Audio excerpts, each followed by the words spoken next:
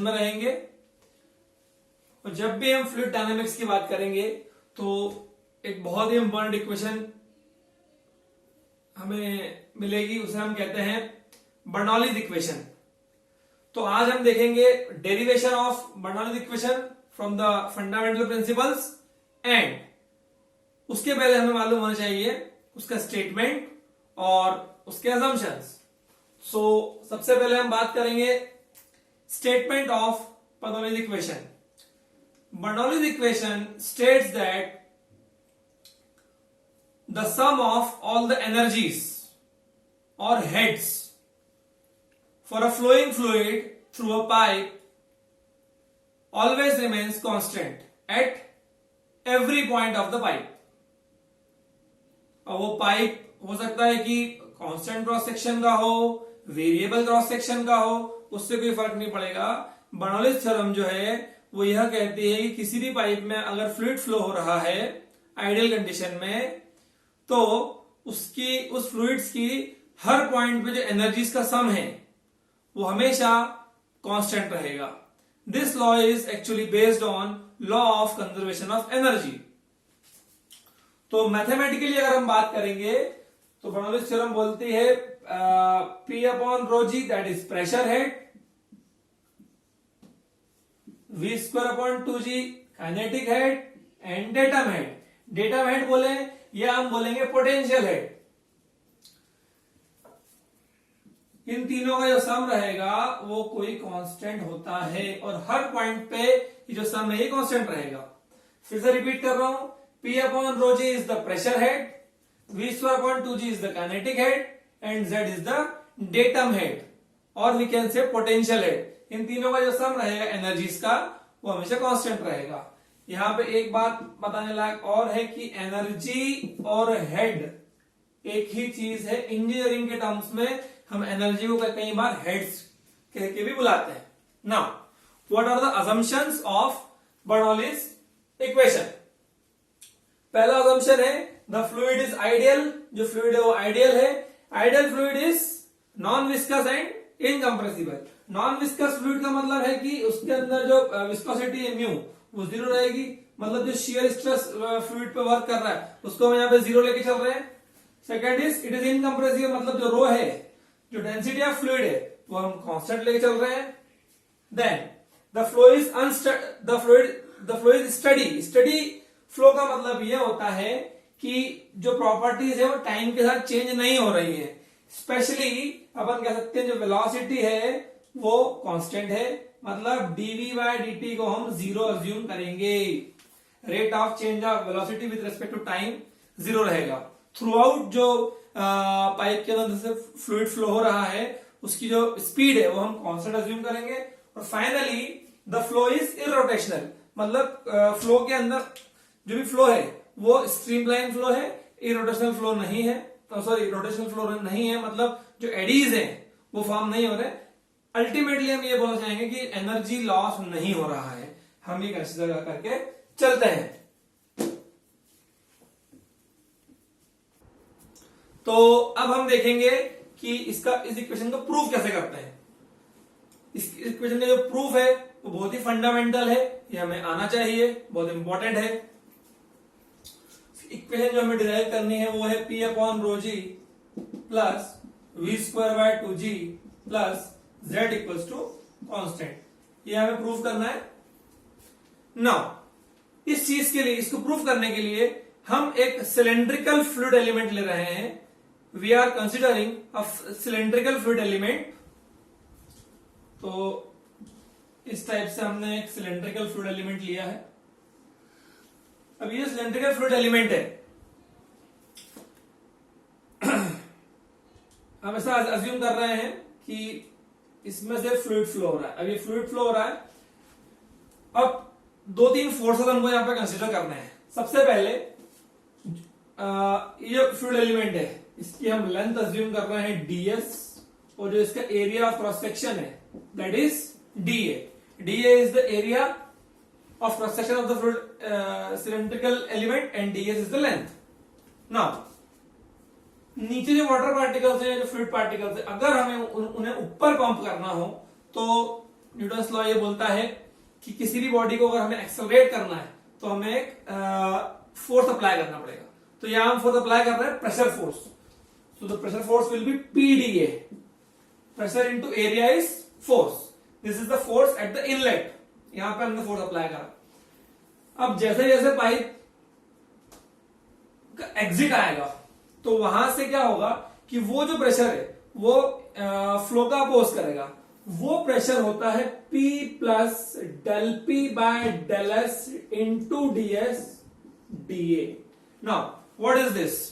ये है exit pressure जो पीडीए से कुछ ज्यादा है। यहां जो प्रेशर है वो पीडीए है और यहां जो प्रेशर फोर्स है वो P plus del p by del s into d A से डीए है।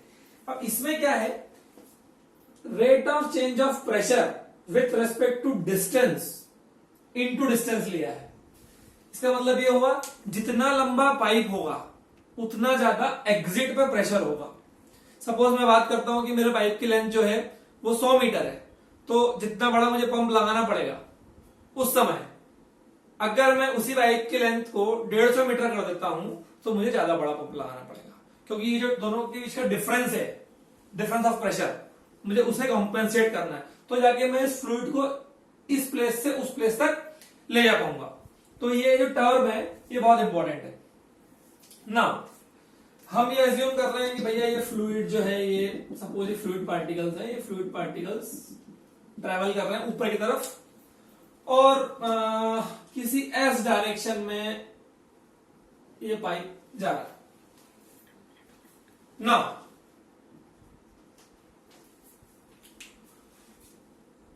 तो हमारे पास दो फोर्स हो गए, inlet pressure and exit pressure.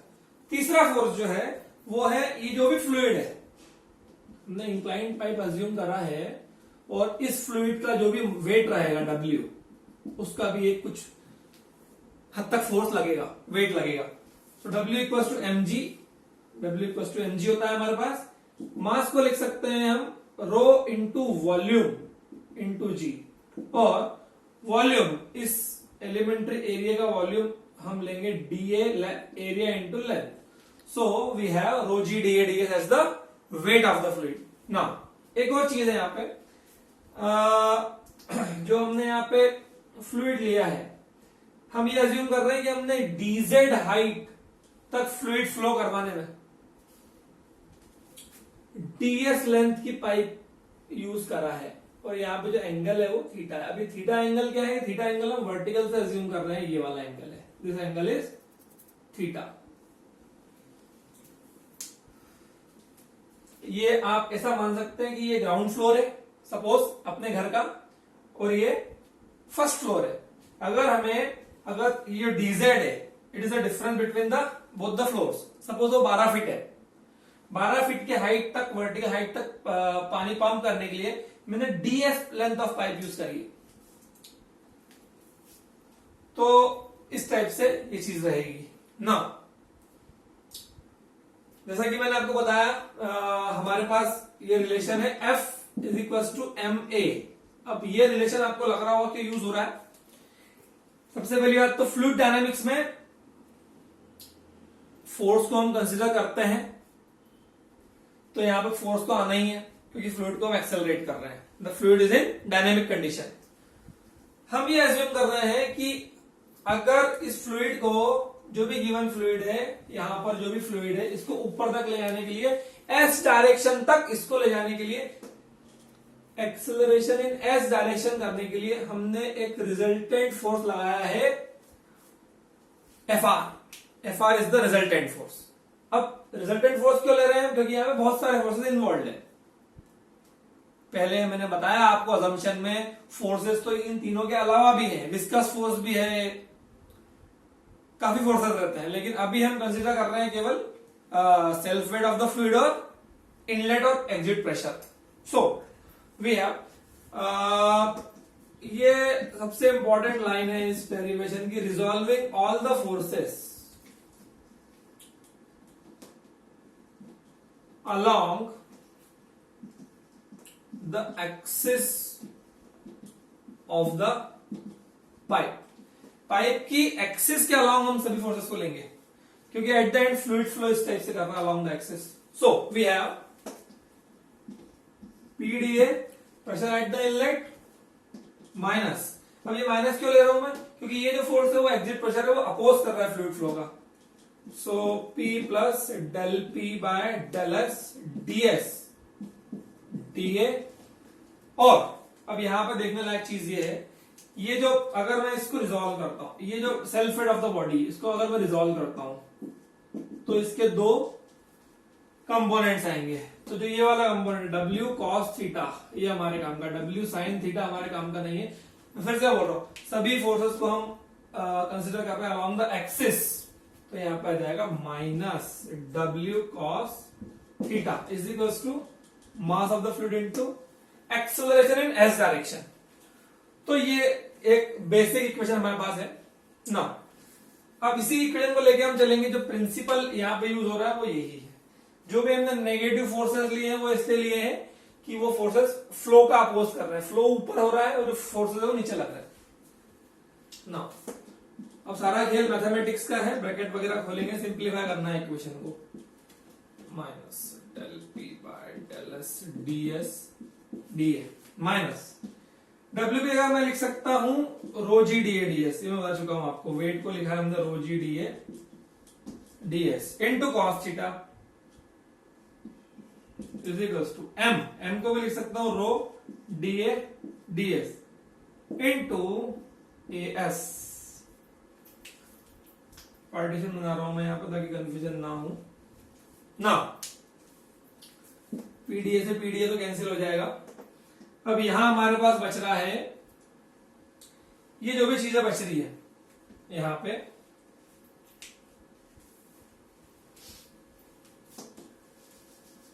Pause ना. अब जो ये हमारे पास इक्वेशन है कैंसिल आउट होने के बाद, अब थोड़ा सा यहां पे आपको देखने की बहुत जरूरत है. बहुत इंपॉर्टेंट टर्म यहां पे, ये जो भी यहां पे दिख रहा है इसको देखो आप. This is acceleration. Acceleration in s direction. We know that acceleration is rate of change of velocity with respect to time. ये जो चीज मैं आपको बताने जा रहा हूं, काफी स्टूडेंट्स को इसमें कंफ्यूजन है. ध्यान से देखिएगा. Now what is v? v is velocity. Velocity is a function of both space and time. तो इसको हम लिख सकते हैं ये एक इम्प्लिसिट फंक्शन है, और या हम कह सकते हैं कि ये एक मिक्स्ड फंक्शन है. मिक्स्ड फंक्शन का जो एक्सपांशन होता है वो होता है dv by dt is equals to, सबसे पहले v को हम करेंगे partial del v by del s chain rule से इनटू ds एस का t से ds by dt plus dv by dt direct. So this is the expansion by first principle. यहां पर dt बाय ds की term इसलिए नहीं बनी क्योंकि हम टाइम को कभी भी डिस्प्लेसमेंट से डिफरेंशिएट नहीं कर सकते हैं. सो दिस इज द एक्सपेंशन. अब इस एक्सपेंशन में ये जो एक्सपेंशन है ये ds के बराबर as के बराबर है ना. जैसे कि हमने बात करी थी, ds बाय dt क्या होगा? Rate of change of displacement by time is velocity into dv by ds as it is आएगा प्लस जीरो लिखूंगा मैं. तो ये टर्म है, इसको हम जीरो अज्यूम करेंगे क्योंकि हमने माना है कि जो फ्लूइड फ्लो है वो स्टडी फ्लो है. जब भी स्टडी फ्लो होगा तो वेलोसिटी कांस्टेंट है. कांस्टेंट का डिफरेंशिएशन टाइम के रेस्पेक्ट में जीरो. सो ये जो है ये इसके बराबर आएगा v into del v by del s. Now putting this in equation number first, मैं इसको दे देता हूं आपके कन्वीनियंस के लिए equation number 1. So we have minus del p by del s ds dA minus rho g d A ds. एक और चीज है यहाँ पे cos थीटा. cos थीटा की जगह थीटा यहां बन रहा है, ये बेस हो जाएगी और ये हो जाएगी हमारी हाइपोटेन्यूज. तो cos theta will be dz by cos theta रहेगा हमारा dz by ds। So cos theta की जगह मैं लिख रहा हूं dz by ds minus rho dA ds into as हो जाएगा v into del v by del s is equal to 0। इस टर्म को मैं मान लेंगे। अगली स्टेप में हम माइनस को कॉमन निकाल लेंगे। अगली स्टेप में जैसे हमने माइनस को कॉमन निकाला, अब हम dividing by rho DA d s, पूरी स्टेप में हम dividing by rho DA d s करते हैं तो हमें मिलेगा, पहली बात तो मैं माइनस साइन को यहां पे कॉमन निकाल लूंगा तो सब जगह प्लस हो जाएगा और यहां पे आएगा del p by del s into rho, तो माइनस हम डिवाइड कर रहे हैं रो डीए डीएस से, रो डीए डीएस प्लस यहां बचेगा g into d z by d s plus we have rho DA ds into v del v by del s equals to 0। ये term हमारे पास बच रही है ना। ये टर्म बचने के बाद बस अब ऑलमोस्ट हमारा डेरिवेशन हो गया है।